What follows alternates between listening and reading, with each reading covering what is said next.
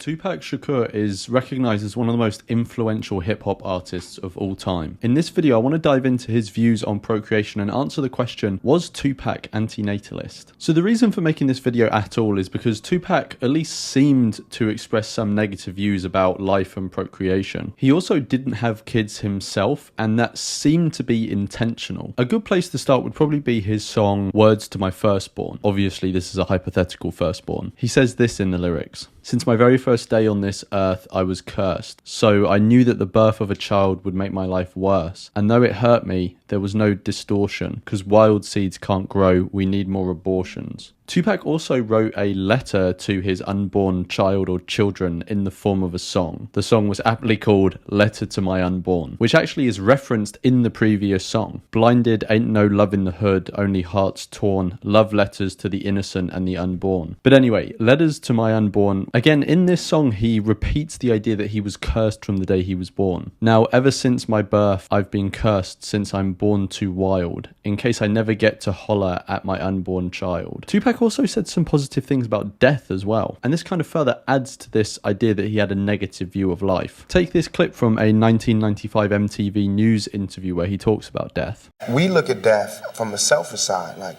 you know, that guy died, oh, it's so sad. Why is it sad? He's away from all of this bad stuff that's here on earth.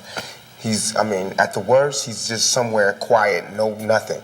At best, he's an angel, or he's at the next existence, or he's a spirit somewhere, you know. What is so bad about that? He even wrote a song called Reincarnation, where the whole message of the song is that the only thing he fears about death is being reincarnated. So clearly this all feeds into the idea that Tupac had a negative view of life. And you can see Tupac's commentary on the state of the world and how bad he thinks it is in many of his songs. He was very well known for this sort of commentary. And it's relatively clear also in his lyrics that he links this state of the world with the idea that it's at least wrong for him to procreate, that he thinks it's wrong for himself to procreate. But it would be an oversimplification and also inaccurate to label him as antinatalist. He wasn't against procreation. He just thought that the world was an extremely messed up place at the time he was living, especially as a black person in America, in, as he called it, the hood. And like I said before, you can see this dismay at the state of the world and this sort of repulsion from the idea of procreation in his lyrics, but it's not a total rejection of procreation. You can see this very clearly in a couple of interviews he gave where he talks about this explicitly. For example, in another 1995 MTV News interview. Do you feel like one day that you'll be a good father? I think I'll be a very, very good father. Why? Because I love kids. I love the innocence. It just does something to my chest. The innocence that they have, and how they look up to you, and how you can't do no wrong to them. And I love that, man. I would do anything. I'd do damn near anything. I'd do damn near anything for them. All the kids in my life, my nieces, nephews, they get anything they want. They got the best Christmases, everything. They get whatever they want. I'm a sucker for them. But I wouldn't have any kids myself because I'm scared to bring any children into this world, especially any black children.